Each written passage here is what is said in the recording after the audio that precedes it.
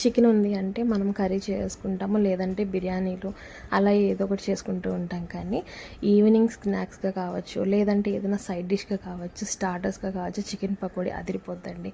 మనము ఇంట్లోనే చికెన్ పకోడీ బయట దొరికే హోటల్స్లో లాగా చేసుకోవచ్చు అండి. మీరు నమ్ముతారా? హాయ్ అండి, వెల్కమ్ టు పొరిగింటి టెంపుల్ రుచులు.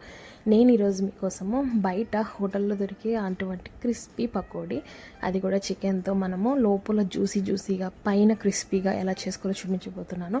ఫ్లేవర్స్లో టేస్ట్లో మాత్రం కాంప్రమైజ్ అవ్వాల్సిన అవసరం లేదండి. సింపుల్గా కొన్ని ఇంగ్రీడియంట్స్తో ఎటువంటి కలర్స్ వేయకుండా ఎంత బాగా చేసుకోవచ్చో నేను ఈరోజు మీకు చూపించేస్తాను. సో మీరైతే ఈ వీడియో మొత్తం చూసి లైక్ చేసి పెట్టేసుకోండి. అలానే ఫస్ట్ టైం కనుక మన ఛానల్కి వస్తే వెంటనే సబ్స్క్రైబ్ చేసుకొని మన ఫ్యామిలీకి వచ్చేసింది. సో ఇంకెందుకంటే ఆలస్యం, లెట్స్ గో. దీనికోసం మనం ఇక్కడ 1/2 కిలో నార్మల్గా చికెన్ తీసుకున్నాము. దీన్ని మనం బోన్లెస్, స్కిన్లెస్ అలా ఏం చెప్పలేదండి. నార్మల్గా కర్రీ కట్లోనే నేను ఇలా చిన్న చిన్న ముక్కలుగా కట్ చేసి పకోడీకి తీసుకున్నాను. ఇందులో బోన్స్ కూడా ఉన్నాయండి. దీన్ని నేను ఏంటంటే 4 to 5 టైమ్స్ సాల్ట్, పసుపు ఇవన్నీ వేసేసుకునేసి నీట్గా బాగా కడిగేసేసుకున్నాను. అప్పుడే మనకు ఆ స్మెల్ లేకుండా ఉంటుంది. సో మీరేంటంటే నేను ఇక్కడ 1/2 కిలో తీసుకున్నాను కదా, మీరు 1 కిలో కావచ్చు, ఎన్నైనా కావచ్చు. నేను చెప్పే క్వాంటిటీ అంతా కూడా ఇంక్రీజ్ డిక్రీజ్ చేసుకుంటూ మీరు చేసుకోవస్తుంది. ఓకేనా? అలానే మనకి ఇక్కడ కార్న్ఫ్లవర్ వచ్చేసి అదే మొక్కజొన్న పిండి 3 స్పూన్లు కావాలండి.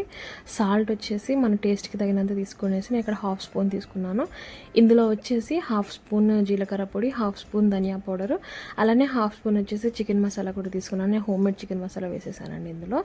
అలానే మనం ఇక్కడ కారం వచ్చేసి నేను చెప్తాను, మనకి ఇక్కడ కారం ఎక్కువ తింటాను కాబట్టి 1.5 పైన తీసుకున్నానండి. 1.5 స్పూన్ పైన మీరు చూసుకొని తీసుకోండి. అలానే మైదా పిండి వచ్చేసి 1.5 స్పూన్ తీసుకున్నాను. అల్లం వెల్లుల్లి పేస్ట్ 1 స్పూన్ తీసుకునేసి ఒక 1/2 చెక్క నిమ్మకాయ, 3 పచ్చిమిర్చి, కరివేపాకు కూడా తీసుకోండి. కరివేపాకు చికెన్ పకోడీలో చాలా బాగుంటుంది. ఇప్పుడు ముందుగా చికెన్ వచ్చేసి ఇందులో మనము 1/2 స్పూన్ సాల్ట్ యాడ్ చేసుకోవాలండి. అందులోనే మనం తీసుకునే మసాలా పౌడర్స్ అన్నీ ఉన్నాయి కదా, అవి యాడ్ చేసుకోవాలి. అలానే కారం కూడా వేసేసుకునేసి అల్లం వెల్లుల్లి పేస్ట్ కూడా వేసేసుకోవాలి. సో అల్లం వెల్లుల్లి పేస్ట్ కూడా వేసేసిన తర్వాత ఏంటంటే 1/2 చెక్క నిమ్మకాయ కూడా పిండేసుకోవాలండి. సో నిమ్మకాయ వేయడం వల్ల చికెన్ అనేది తొందరగా సాఫ్ట్ అవుతుంది. సో మనకు ఉడికే లోపల వరకు జ్యూసీగా ఉడుకుద్దండి. అలానే ఒక 2 రెబ్బల కరివేపాకు కూడా వేసేసుకునేసి దీన్ని మొత్తాన్ని మనం ఏంటంటే నీట్గా ఫస్ట్ వచ్చేసి బాగా ప్రతి ఒక్క పీస్కి కూడా ఈ మసాలా అనేది బాగా కోట్ అవ్వాలి. మనం అనేది ఇది మొత్తం కూడా చికెన్కి బాగా మసాలా అంతా కోట్ అయితేనే ఫ్లేవర్ అంతా కూడా ఈచ్ పీస్కి బాగా స్ప్రెడ్ అయ్యేసి బాగా టేస్ట్ ఉంటుందండి. సో ఇలాగ బాగా ఒక 5 మినిట్స్ అనేది దీనికి మసాజ్ చేస్తూ బాగా కలిపేసేసుకునేసి దీన్ని మీరు ఒక అరగంట కానీ గంట కానీ వీలుంటే ఒక 2-3 గంటలు పెట్టినా పర్లేదండి. బాగా ఒక ఫ్రీజర్లో పెట్టేసేసుకోండి. మనము ఒక అరగంట తర్వాత దీన్ని మనం చూద్దాం. అరగంట తర్వాత ఈ చికెన్ అనేది బాగా మ్యారినేట్ అయిపోయి ఉంటుందండి. మ్యారినేట్ అయిన దాంట్లో వచ్చేసి మనము ఇప్పుడు ఆ మైదా పిండి, కార్న్ఫ్లవర్ కూడా యాడ్ చేసుకోవాలి. ఈ పిండి అనేది ముందు యాడ్ చేయకూడదండి. ఒక్కసారిగానే యాడ్ చేసామంటే మళ్ళీ ఇంకా దీన్ని మ్యారినేట్ చేయకూడదు. వెంటనే ఇంకా పకోడీ వేసేసుకోవాలి. లేదంటే పకోడీ అంతా కూడా టేస్ట్ మారిపోద్ది. అలానే మనకు క్రిస్పీనెస్ కూడా రాదు. సో ఇప్పుడు ఏంటంటే ఇలాగ మనం ఫస్ట్ అంతా కలిపేసేసుకునేసి ఆ టెక్స్చర్ కనుక మనకు ఎక్కువ వాటర్ లేదు అనుకుంటే అప్పుడు ఒక కొద్దిగా వాటర్ యాడ్ చేసుకుంటే దీన్ని బాగా కొద్దిగానే, ఎక్కువ కూడా వద్దండి. జస్ట్ మనకు నేను చూపిస్తాను కదా, ఆ కన్సిస్టెన్సీ వచ్చేంత వరకు మనం కలుపుకోవాలి. మరీ లూజ్గా ఉండకూడదు, అలానే గట్టిగా ఉండకూడదు. ఇలాగా కొద్దిగా మనం హ్యాండ్స్ ఇలాగా కలుపుతూ ఉంటే హ్యాండ్స్ అనేవి ఈజీగా మూవ్ అవ్వాలి. సో అంతవరకు మనము బాగా కోట్ అయ్యేదాకా బాగా మసాజ్ చేసుకునేసి దీన్ని పక్కన పెట్టేసుకుని వెంటనే ఇంకా మనం దీనికి వెంటనే ఫ్రై చేసుకోవాల్సి వస్తుంది. సో ఈలోపు ఏంటంటే ఫస్ట్గా ముందు వచ్చేసి ఈ పచ్చిమిర్చి కూడా నేను చూపిస్తున్నాను కదా, ఇలాగ చిలుకలుగా కట్ చేసి పెట్టేసుకోండి. ఇప్పుడు ఫస్ట్ ముందుగా మనము ప్యాన్లో వచ్చేసి కాస్త డీప్ ఫ్రైకి సరిపడంత ఆయిల్ వేసేసుకుని బాగా కాగనిచ్చేసి అందులో ఏంటంటే మనం తీసుకున్న చికెన్ పీసెస్ 1 by 1 విడివిడిగా తీసేసి వేసుకోండి. ఉంటగా అయితే వేయొద్దండి.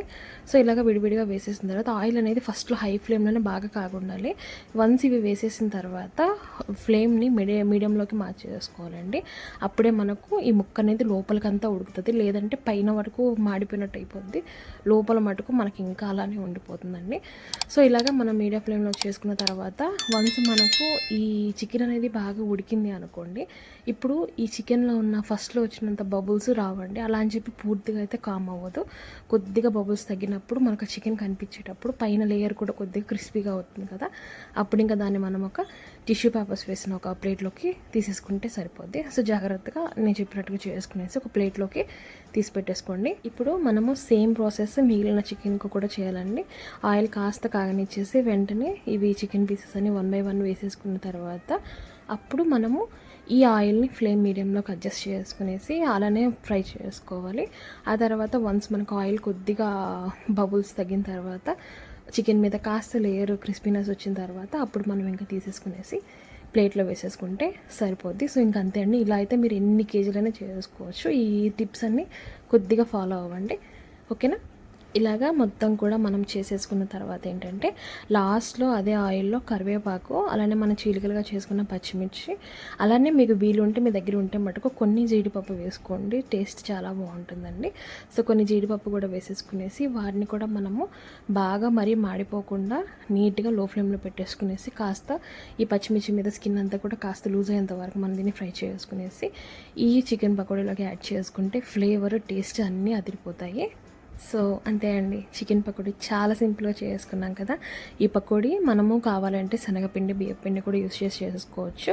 నేనేంటంటే మైదా, కార్న్ఫ్లోర్ యూస్ చేసి చేసుకుంటున్నాను. మనం ఇంకోసారి శనగపిండి అలానే బియ్యపిండితో కూడా చేసుకొని చూద్దామండి. ఇది కూడా ఫ్లేవర్ ఏమాత్రం తగ్గిపోదు. కానీ ఏంటంటే కొద్దిగా మనకు ఇది అన్హెల్తీ అని అనుకుంటాము, మనమే ఎక్కువ వాడేయట్లేదు కాబట్టి. సో అది చూసుకొని చేసుకుంటే సరిపోద్ది. సో మీరైతే ఈ వీడియో చూస్తారు కదా, వెంటనే వెళ్ళి ట్రై చేసి చికెన్ పకోడీ వేడిగా చికెన్ పకోడీ కాస్త ఆనియన్, నిమ్మకాయ పిండి వేసుకునేసి కొద్దిగా జీడిపప్పు పెట్టుకొని తిని చూడండి ఎలా ఉందో. నాకు మటుకు కామెంట్ చేసి చెప్పడం అస్సలు మర్చిపోవద్దు. అలానే లైక్ చేసి షేర్ చేసేయండి, మీ ఫ్రెండ్స్ ఫ్యామిలీతో షేర్ చేసి సబ్స్క్రైబ్ చేసుకుని మన ఫ్యామిలీలోకి వచ్చేసేయండి. Thanks for watching.